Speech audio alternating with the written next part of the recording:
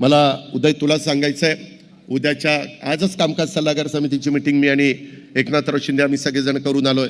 10 तारखेला मला अर्थसंकल्प राज्याचा सादर करायचा आहे. त्याबद्दल तू जरा माहिती घेऊन, एक गोष्ट खरी आहे त्यांनी सांगितलेली आहे की दिल्लीत जो माझा महाराष्ट्रीयन माणूस राहतो त्यांच्याकरता एक अशी जागा पाहिजे की त्यांना तिथं एकत्र भेटता आलं पाहिजे, बोलता आलं पाहिजे, चर्चा करता आली पाहिजे. अशा प्रकारचं काही सभागृह आणि काही जागा ही तिथं आहे का, तिथं आपल्याला उपलब्ध होईल का, ते उदय जरा बघ.